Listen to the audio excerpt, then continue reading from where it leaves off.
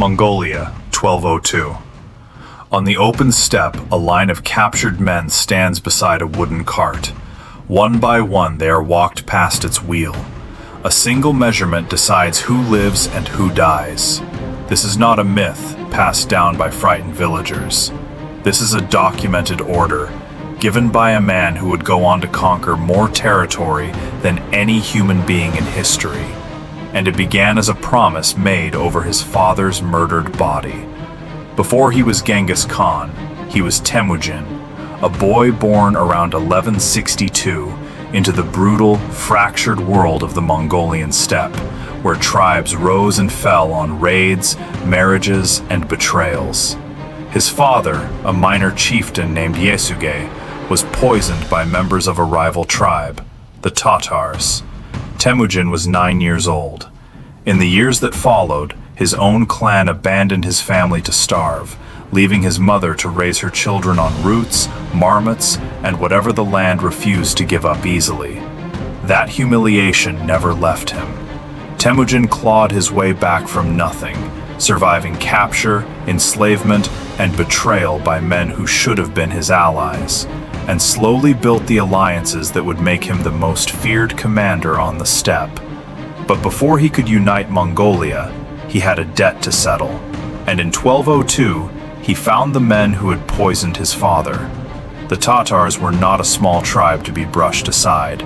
They were one of the most powerful confederations on the steppe, longtime rivals of the Mongols, and Temujin's own history with them ran deeper than his father's death.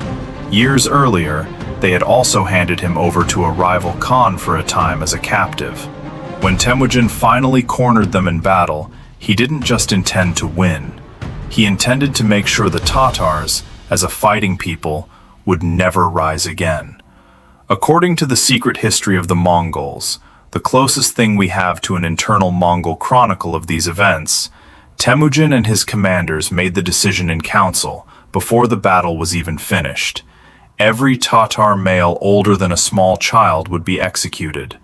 To decide who qualified, soldiers used the simplest tool available to them, the linchpin of a cartwheel, standing roughly 3 feet off the ground. Prisoners were walked past it in a line. Anyone whose head cleared the pin did not walk away. Imagine that line. Fathers pushed forward first, then teenage boys, standing as low as they could, some said to have tried curling their spines or bending their knees to shrink beneath the mark. The soldiers did not care. The measurement was the law, and the law had no patience for desperation. The order nearly collapsed before it began. One of Temujin's own men, his adopted brother Belgute, was overheard revealing the plan to a Tatar noble he'd grown close to. Word spread through the camp. Rather than wait to be slaughtered one by one, the surviving Tatar men barricaded themselves and chose to die fighting. A last stand that cost Temujin's forces dearly and turned what should have been an execution into a brutal, grinding battle. When it was finally over, the secret history records that Temujin was furious at the cost of the leak. He banned Belgute from war councils for the rest of his life, and, according to the same chronicle, when a lone Tatar man was later found and brought before him, one who had somehow survived the linchpin line, Temujin's reported response was cold and simple. They had already killed every Tatar taller than the pin. One more changed nothing. This was not an isolated outburst of battlefield rage. It was policy, and it would be remembered and repeated as Temujin's power grew.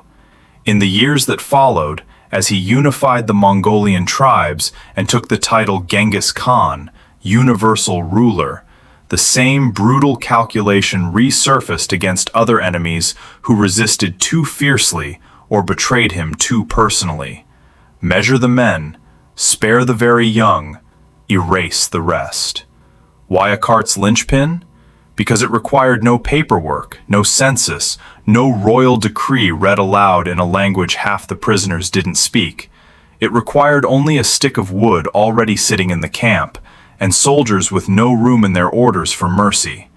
It was brutally, chillingly efficient, a system designed by people who had no interest in administering conquered populations, only in making sure those populations could never again raise an army against them. Modern historians remain divided on how literally to read the Secret History's account, since much of what we know about the early Genghis Khan comes from a text written years after his death, part chronicle and part legend, built to justify his rise.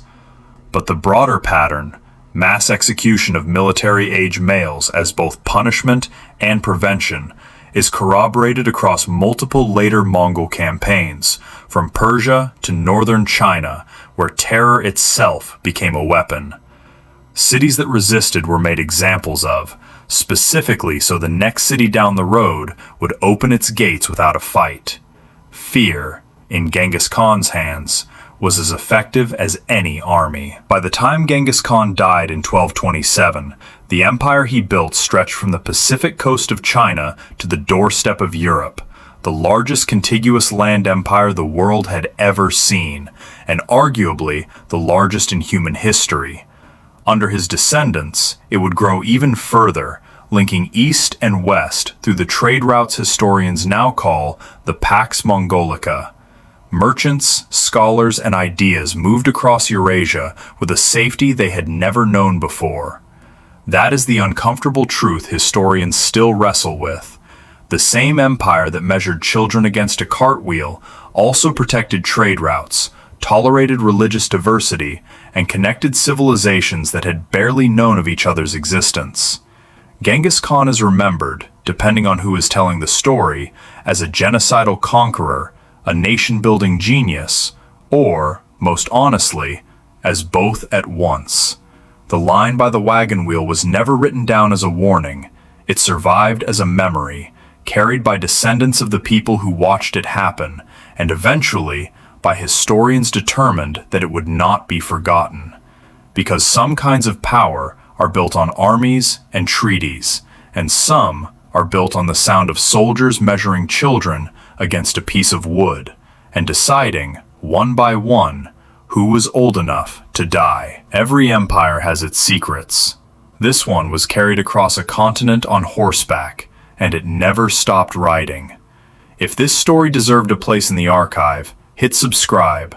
There are more emperors, more empires, and more secrets waiting to be uncovered.